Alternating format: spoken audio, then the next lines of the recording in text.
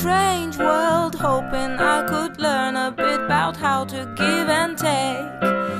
But since I came here, felt the joy. All life is precious. Period. There's no way around it. As time keeps going on, humans are making a large push towards equality, and that is great. But what about in times that truly test the goodness of the individual? It is only human instinct to be somewhat selfish at times of crisis. During these times, we become somewhat willfully ignorant, and we forget about other people's circumstances. We try to defend ourselves and our situations before anyone else's. This picture shows the map of the United States, obviously, and as you can see, this is a normal map. This is the coast in 50 years from now if the world continues its ways of functioning with fossil fuels. 8 out of the 10 world's largest cities are on the coast. The National Ocean Service has come out with the scientifically proven statistic that since 1992, the water level has risen at an immense rate of 1.2 inches per decade, and it is still increasing.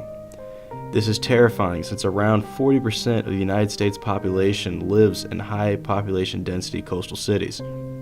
Now, if you think that those statistics are scary, here are some statistics that the National Academy of Sciences came out with. If things don't change by 2020, there will be an unavoidable rise in sea level by 5 feet and 2 inches. If we continue to be willfully ignorant, by 2050, the sea level will have risen to a massive 10 feet and 1 inch. And finally, by 2100, the sea level will have risen to 23 feet and 1 inch. Not only will we lose coastline and cities, but millions of families will lose everything they have ever worked for. Generations of memories, gone. People will be forced to change lifestyles due to the disastrous global warming crisis. And many of those families will not have the funds to make the dramatic switch from a gasoline-powered vehicle to, let's say, an electric Tesla. Now and in the future, we cannot throw these people in need to the side and pretend that they aren't there. Discrimination against the impoverished is not an option.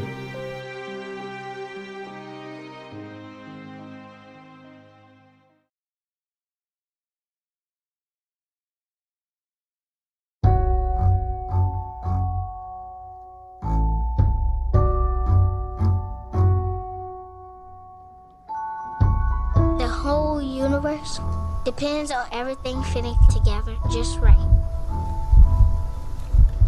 If one piece busts, even the smallest piece, the entire universe will get busted. In the movie Beasts of the Southern Wild, the film juxtaposes the dry world and the bathtub, which serves to highlight the disparities between Hush Puppy society and the higher income society. The main protagonist, Hush Puppy, represents humanity as a whole, and the antagonists, the beasts, represent global warming and in specific, the rising water levels. This is an accurate representation of our world today. The upper tier of United States citizens put a label and contain the impoverished minorities in their own confinement. This is perfectly shown by the relationship between the bathtub and the dry world. Not only is this in this movie, but it can be seen in our world today. It is in our downtown cities, and these areas have been labeled hood, ghetto, north, south, east, west ends, the projects. It doesn't end. We must be one to not only attack the crises that will occur in the future, but the ones that are occurring right now. Once there was a hush puppy, and she lived with her daddy in the bathtub.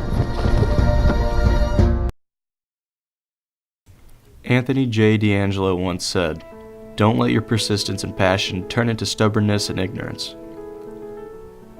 This quote summarizes all of our issues in the world. We keep looking for new and efficient ways to transport goods, people, and services, yet we're so persistent in using these same fossil fuels that are melting our ice caps. These monstrous, multi-billion-dollar industries are more concerned over the money they will lose over the planet that they will eventually lose. This is the exact persistence the quote by D'Angelo was talking about. This persistence creates ignorance among the citizens of the world. A good man once said, "If you say it enough, repeat it over and over again, it becomes fact." Well, too many people are sitting around thinking that we're untouchable, and that is purely ignorant. Too many of us are thinking, oh, someone much smarter than myself will think of something and solve everyone's problems. No. I mean, seriously, it does not work like that. This isn't a group project for your grade school social studies course where you're the only one working. This is global warming. A few years ago in one of my classes in high school, we watched a documentary, far different from this one, that discussed the world and rising water levels.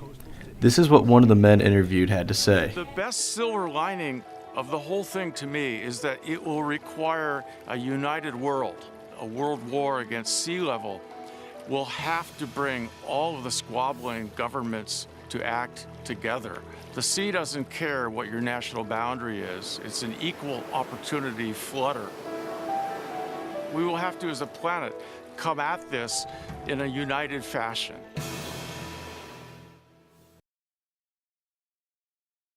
Well, it's 2016. We need to start breaking ground on not only social equality, but our environmental issues. If we do not come together as one to attack these huge problems, then procrastination stress will take us to the breaking point, which will ultimately cause everyone to point fingers. This will cause humanity to drift even further away from our goal to becoming one united world. So, to somewhat reiterate what the older gentleman said in the first clip, the way to beat this problem is to come together as one. When approached with a common enemy, two groups must unite, and it is as simple as that. This will require us aiding the needy and being more understanding towards their hardships.